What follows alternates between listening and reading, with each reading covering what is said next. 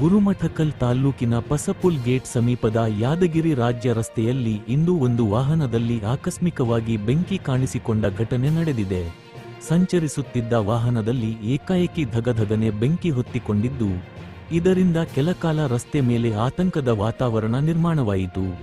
ಸ್ಥಳೀಯರು ತಕ್ಷಣ ಅಗ್ನಿಶಾಮಕ ದಳಕ್ಕೆ ಮಾಹಿತಿ ನೀಡಿದ್ದು, ಸುದ್ದಿ ತಿಳಿದು ಸ್ಥಳಕ್ಕೆ ಆಗಮಿಸಿದ ಅಗ್ನಿಶಾಮಕ ದಳದ ಸಿಬ್ಬಂದಿ ತ್ವರಿತ ಕಾರ್ಯಾಚರಣೆ ನಡೆಸಿ ಬೆಂಕಿಯನ್ನು ಯಶಸ್ವಿಯಾಗಿ ನಂದಿಸಿದರು.